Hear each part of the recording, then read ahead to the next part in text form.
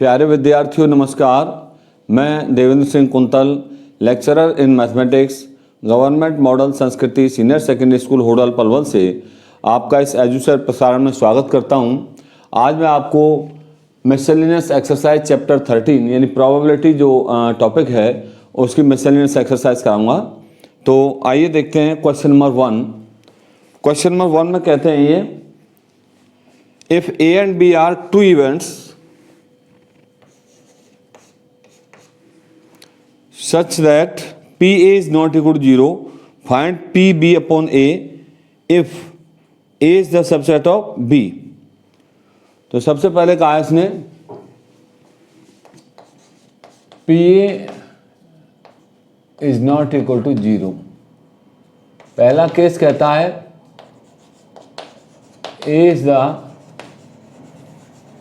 subset of B, implies A is the subset of B। और जब A B का subset है तो इंटरसेक्शन B किसके इक्वल होगा? A के equal. Then A intersection B is equal to A। Now PB upon A is equal to P intersection B upon PA and will be equal to PA upon PA, ये cut जाएगा, is equal to 1। यही आपका answer हो जाएगा। Second part में कहते हैं A intersection B is equal to 5 and A intersection B 5 होगा तो PA intersection B will be equal to 0। निकालना हमको PB upon A is equal to P intersection B upon PA। P intersection B 0 है upon PA is equal to 0। तो first जो part है उसका answer 1 हुआ, सेकेंड पार्ट का answer आपका 0 हुआ। Question number 2। क्वेश्चन नंबर 2 में कहते हैं A couple has 2 children. Number 1, find the probability that both children are males if it is known that at least one of them the children is male। तो इस तरह का question हमारी exercise में आ चुका है और सबसे पहले हमें ये पहचानने की ज़रूरत है कि ये जो क्वेश्चन है वो किस टाइप का है। इसने एक की प्रोबेबिलिटी पूछी और दूसरे की प्रोबेबिलिटी गिवन है, तो हम ये कह सकते हैं कि कंडीशनल प्रोबेबिलिटी का क्वेश्चन है डेफिनेटली। तो इन्होंने कहा है a couple has 2 children. 2 children में दोनों मेल हो सकते हैं, दोनों फीमेल हो सकते हैं, एक मेल और एक फीमेल हो सकता है। तो S will be equal to both are male, first male second female, first female second male and both are females, ऐसा हो सकता है। और उसने जो कहा है find the probability that both children are males, तो NS ले लीजिए पहले, तो NS इक्वल टू 4। अब E जो कहा है इन्होंने, event both children are males, तो E इज इक्वल टू हो जाएगा आपका MM, दोनों ही मेल हैं इसमें। तो जब PE अपॉन F निकालते हैं तो आपको मैंने बताया था कि यहाँ पर PE निकालने की आवश्यकता नहीं होगी। और F के बारे में कहा उन्होंने, it is known that at least one of the child is a male. Now F at least one child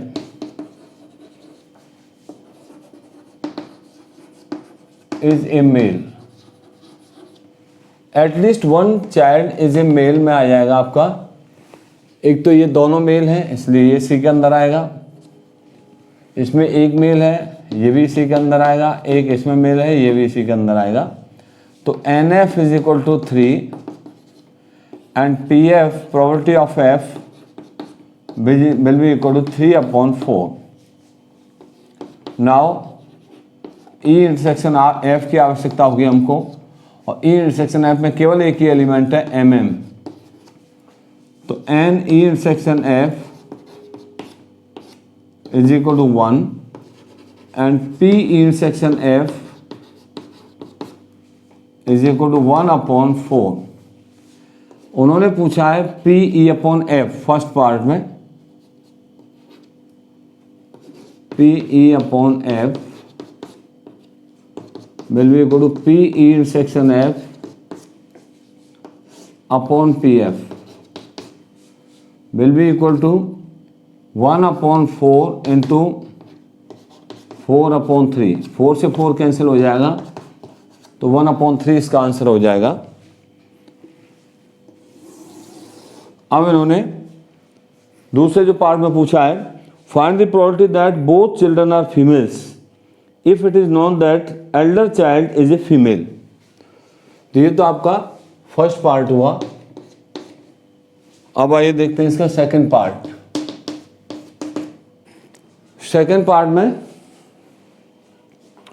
ये कहते हैं find the probability that both children are females if it is known that the elder child is a female. तो इसमें both children are females की बात करते हैं वो, ये हमने मान ली event both children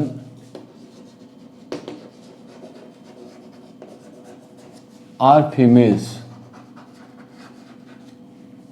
A will be equal to FF। अब PA की हमें आवश्यकता नहीं है यहाँ पर, क्योंकि PA/B निकालना है। अब देखिए B क्या कहा है, B में कहा गया है it is known that the elder child is a female. तो एल्डर चाइल्ड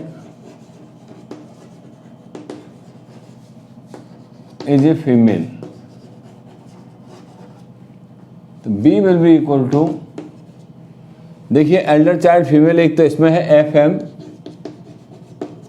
और दूसरे FF में है,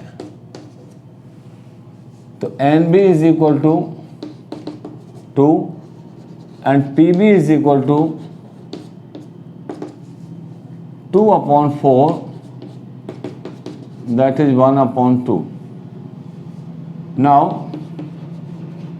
A section B is equal to FF, एक ही एलिमेंट है इसमें, तो N intersection B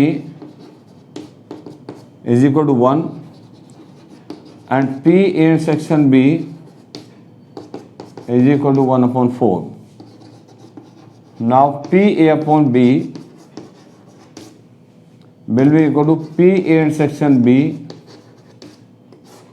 upon PB and is equal to P intersection B आपका 1/4 है और PB आपका 1/2 निकाला है, इसे उल्टा करेंगे 2/1 हो जाएगा, 2 से 4 2 टाइम्स कट जाएगा, तो 1/2 यही आपका सेकेंड पार्ट का आंसर हो जाएगा। देखते हैं question number 3। Suppose that 5% of man and 0.25% of women have gray hair. A gray haired person is selected at random. What is the probability of this person being male? Assume that there are equal number of males and females. अब आप देखिए, फिर मैं कह रहा हूँ यहाँ पर आपको पहचानने की आवश्यकता है कि ये क्वेश्चन किस तरीके का है। इन्होंने सबसे पहले तो equal number of males and females कहा है, तो मेल्स की प्रोबेबिलिटी 1/2 हो जाएगी, फीमेल्स की प्रोबेबिलिटी 1/2 हो जाएगी। तो ये जो क्वेश्चन है वो आपका बेस थ्योरम का है। क्वेश्चन नंबर 3, पहले सैंपल स्पेस का हम 2 हाइपोथेसिस करेंगे, पहला मेल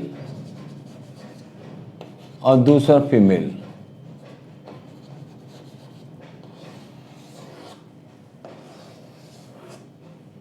ये PE1 is equal to 1/2 and PE2 is also equal to 1/2। यहां से आगे उसने ग्रे हेयर बात की है, ग्रे हेयर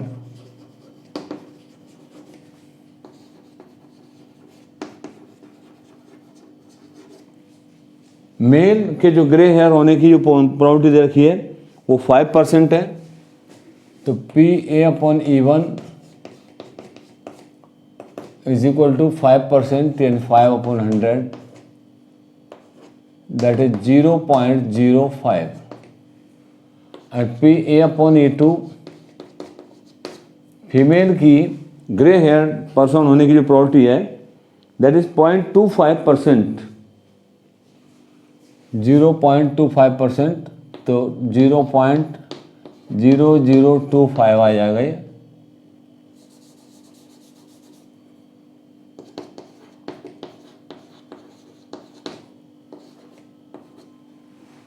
अब उसने पूछा है find the probability that a person is Gray haired and given that gray haired person is selected at random, this person being a male. Male means ऊपर वाला जो है वो ऊपर आ जाएगा, बाकी सबका जो मल्टीप्लिकेशन सम है वो नीचे आ जाएगा. तो अब इसमें हम मानते हैं let E1 be the event that a person is mail.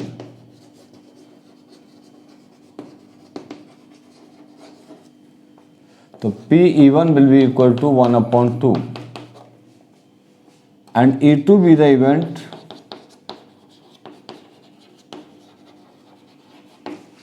that a person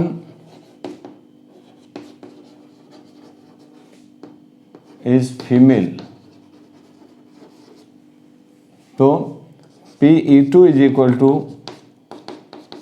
1/2. Now a male is gray haired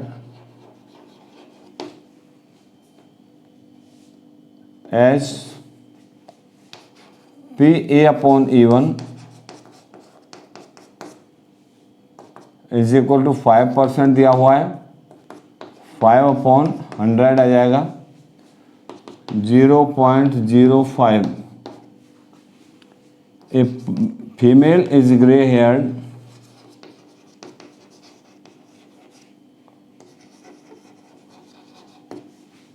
as PA/E2 is equal to 0.25%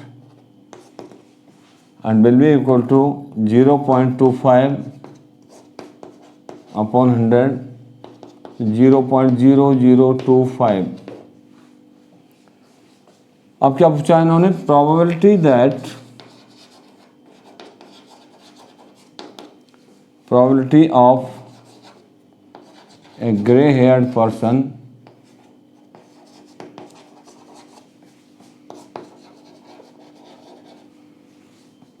given that he was a mail.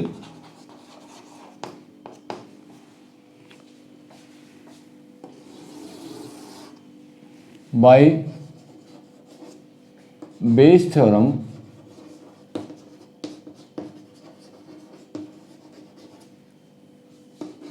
PE1/A is equal to PE1 into PA/E1 whole divided by PE1 into PA/E1 plus PE2 into PA/E2 is equal to PE1 means 1/2, 0.5 into PA/E1 0.05 whole divided by PE1 0.5 into 0.05 plus 1/2 means 0.5 into 0.0025. So solve करें तो 5 into 5 0.025 आ जाएगा और ये आ जाएगा 0.025 plus 125 आ जाएगा और point आ जाएंगे आपके 4 and 1 5, तो 2 zeros के बाद पॉइंट आ जाएगा 0.00125. इनको एडअप करें तो 0.025 अपॉन 2 and 3 5 डिजिट्स हैं या 3 डिजिट्स हैं, तो आ जाएगा आपका 2 5 एंड 1 आपका 6 हो गया, और ये आपका 2 आ गया, और ये आपका 0.0265। अब जैसे ही हम पॉइंट को हटाएंगे तो ऊपर 3 डिजिट हैं और नीचे आपकी 5 डिजिट हैं, तो ऊपर 2 जीरोज आ जाएंगे, 2500 अपॉन 2625। 5 से कर सकता है 500 टाइम्स, और 5 से कर सकता है 5 5 जा 25, 5 2 जा 10 एंड 5 5 जा 25। फिर देखिए 5 से कर सकता है ये 100 टाइम्स, और ये 5 से कर सकता है 105 टाइम्स। फिर 5 से देखिए कर सकता है 20 टाइम्स, और ये 5 से कर सकता है 21 टाइम्स। तो P even upon A is equal to 20 upon 21, यही आपका आंसर हो जाएगा। अब आइए देखते हैं क्वेश्चन नंबर 4। क्वेश्चन नंबर 4 में कहते हैं suppose that 90% of the people are right-handed. What is the probability that at most 6 of a random sample of 10 people are right-handed? अब देखिए आप ये फिर क्वेश्चन किस तरह का आ गया। 90% पीपल right-handed दिए हुए हैं और कहते हैं what is the probability that at most 6 of a random sample. Random sample means random variable यहाँ पर आपको इस्तेमाल करना है। तो 10 people are right-handed, तो टोटल जो दिया हुआ है आपको 10 दिया हुआ है, तो बाइनरी डिस्ट्रीब्यूशन यहाँ पर अप्लाई कर सकते हैं। तो question number 4, given that n is equal to 10 and success है, सक्सेस है उसकी right handed person, right-handed person, then P is equal to, क्या कहा था उसने, 90% of the people are right-handed, तो ये आपका 90% हो जाएगा, और 90% का मतलब 90 अपॉन 100 एंड Q, इसको 9 अपॉन 10 में लिख सकते हैं आप। Q is equal to 1 minus P, 1 minus 9 upon 10, LCM लेंगे तो ये आपका 1 अपॉन 10 आ जाएगा सॉल्व होके। n इक्वल टू 10, आपकी P की वैल्यू 9 अपॉन 10, Q की वैल्यू 1 अपॉन 10। तो अब उसने एट मोस्ट 6 पूछा है, at most 6 persons are right handed.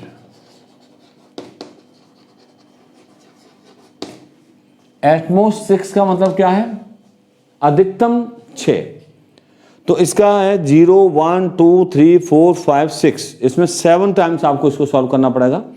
जबकि अगर हम 6 से आगे वालों को 1 में से माइनस कर दें तो 7 8 9 10 और 1 में से माइनस करना होगा, तो लगभग सेम स्टेप्स हैं।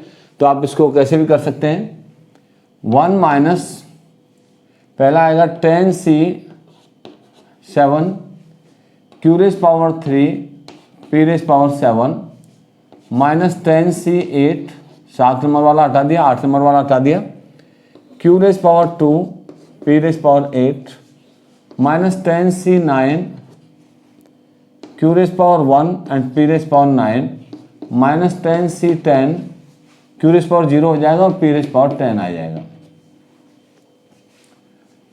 Is equal to 1 minus 10c 7 और q रेज़ पावर 3 का मतलब 1 upon 10 rays power 3 into p rays power 7 means 9 upon 10 rays power 7 minus 10c 8 1 upon 10 rays power 2 9 upon 10 rays power 8 minus 10c 9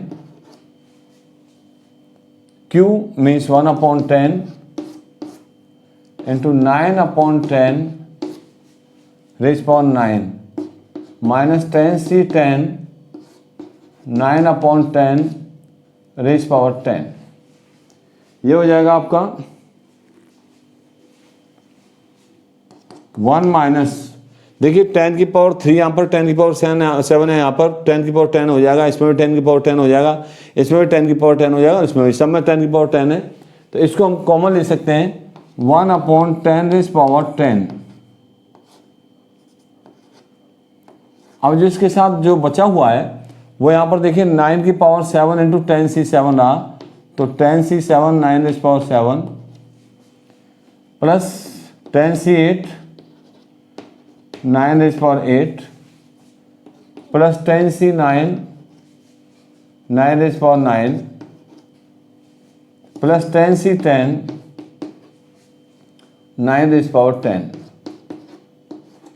अब इसको summation की form में भी लिख सकते हैं आप, तो 1 minus 1/10 raise power 10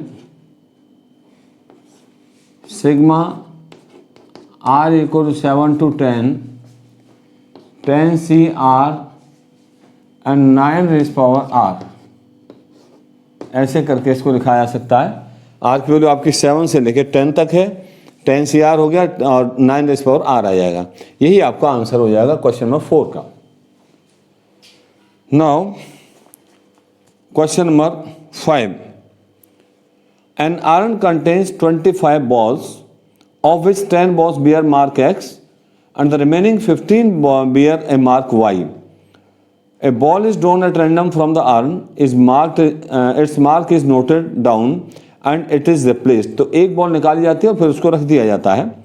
If 6 balls are drawn in this way, find the probability that, अलग अलग probabilities पूछी गई हैं।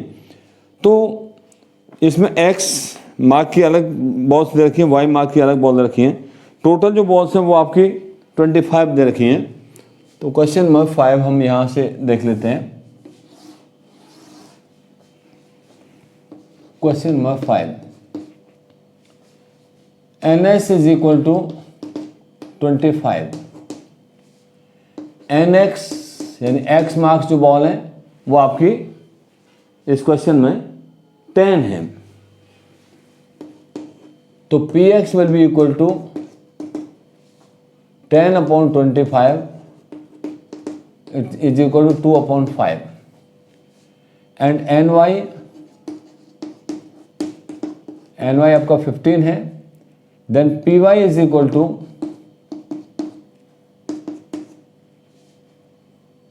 15/25, that is 3/5, 5 से 3 बार ऊपर कर जाएगा और 5 बार नीचे कर जाएगा। तो हमारे पास Px आ गया, Py आ गया और NS हमारे पास है ये।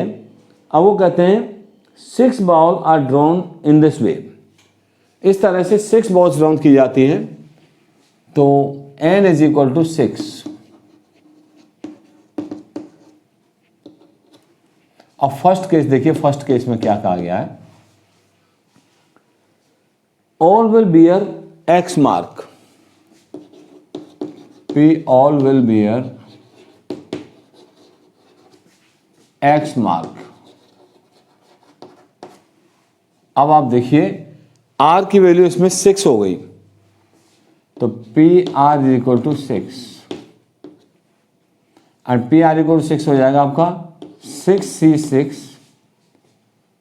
Q रेज़ पावर 0 आ जाएगा एंड P रेज़ पावर आपका 6 आ जाएगा।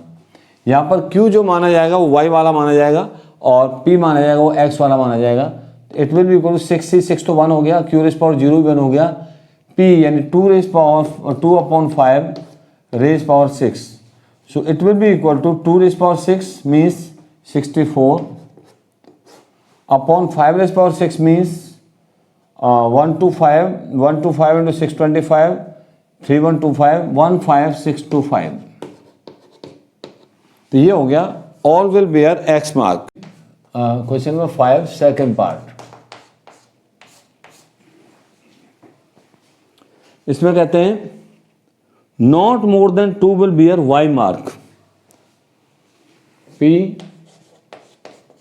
not more than 2 will bear Y mark. अब यहां पर वाई मार्क की बात करने लग गए। नॉट मोर देन 2, 2 से ज्यादा नहीं, तो ये क्या हो सकता है, is equal to P R equal to 0 हो सकता है, पी आर इक्वल टू 1 हो सकता है, plus P R equal to 2 हो सकता है। 2 से ज्यादा नहीं, तो 2 तक हो सकता है। यहां पर चूंकि उसने वाई मार्क की बात करी है और वाई मार्क हमारा 3.5 है, तो ये जो क्यू और पी है वो आपस में इंटरचेंज हो जाएंगे। Is equal to 6c0 P raise power 6 आ जाएगा, क्यू रेज पावर 0 आ जाएगा, plus 6c1 P raise power 5 आ जाएगा, Q raise power 1, plus 6c2 P raise power 4 and Q raise power 2। 6c0 1 हो गया और पी की वैल्यू है आपकी 2/5 रेज पावर 6 प्लस 6c1 की value 6 into 2/5 raise power 5 into q 3/5 plus 6c2 हो गया 6 into 5/2 2/5 raise power 4 into 3/5 square. तो देखिए इसमें हम 2/5 रेज पावर 4 कॉमन ले सकते हैं, इधर बच गया 2/5 रेज पावर 2, तो 2 का स्क्वायर हो गया 4 और ये आ गया आपका 5 का स्क्वायर 25 प्लस 2/5 की पावर 4 तो बाहर ले जा चुके हम, तो आ जाएगा 6 इंटू 2 इंटू 3/5 इंटू 5 प्लस अब 3 इंटू आ गया 15 इंटू 3 इंटू 3/5 इंटू 5, तो ये आ जाएगा आपका 2/5 रेज पावर 4 25 इसमें एलसीएम आ जाएगा और ये आ जाएगा आपका 4 plus 36 plus 135 is equal to 2/5 raise power 4 into ये हो गया 175/25 एंड 25 से 7 टाइम्स कर जाएगा, तो 7 इंटू 2/5 रेज पावर 4 यही आपका आंसर हो जाएगा क्वेश्चन नंबर 5 के सेकंड पार्ट का। अब आइए देखते हैं क्वेश्चन नंबर 5 का थर्ड पार्ट। थर्ड पार्ट में कहते हैं at least one ball bear Y mark. At least one ball, P at least one ball bear Y mark. अब जहां वाई मार्क की बात है तो वो इसका उल्टा हो जाएगा, पी की जगह क्यू और क्यू की जगह पी, क्योंकि ये जो हमने निकाला था एक्स मार्क के लिए निकाली थी, प्रॉपर्टी निकाली थी पी और क्यू, तो यहां पर is equal to at least one का मतलब है कम से कम एक, तो इसमें क्या कर सकते हैं हम, वन में से पी 0 को माइनस कर सकते हैं, तो 1 minus p x equal to 0 and will be equal to 1 minus p x equal to 0 means 6c0 and p raise power आपका 6 हो जाएगा, तो it will be equal to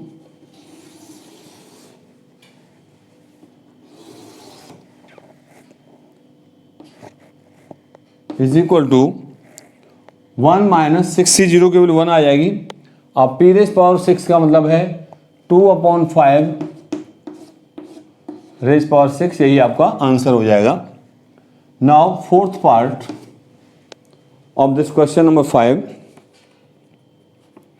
it is the number of balls with x mark and y mark will be equal. अब number of balls with x mark and y mark will be equal, ये देखिए कौन सी position ऐसी होगी जहां पर y mark और x mark दोनों इक्वल होंगे। तो आप देख सकते हैं यहां पर p x इक्वल टू 3 पर ये नंबर ऑफ बॉल्स इक्वल हो जाएगी। P number of balls x mark and y mark are equal। क्यों 6 बॉल्स थी, 6 में से 3 आपकी x मार्क की हो जाएंगी, 3 y मार्क की हो जाएंगी, तो is equal to px equal to 3 and it will be equal to 6c3 q raise power 3 and p raise power 3। 63 की वैल्यू हो जाएगी 6 into 5 into 4 upon 3 into 2 into 1 into q raise power 3। q raise power 3 means 3 upon 5 raise power 3 into 2 upon 5 raise power 3। तो 3 into 2 6 से ये 6 cut जाएगा। बाकी अब देखिए कितना आता है, ये 5 इंटू 5, ये देखिए 5 की पावर 3 है, 5 की पावर 3 है, तो 5 की पावर 6 हो गया टोटल। ऊपर आएगा एक तो 5 इंटू 4 इंटू 3 की पावर 3 हो गया आपका 27 इंटू 2 की पावर 3 हो गया 8। और ये 5 की पावर 6 है, ऊपर एक 5 है, तो will be equal to 4 into 8 32 into 27 whole divided by 5 raise power 5।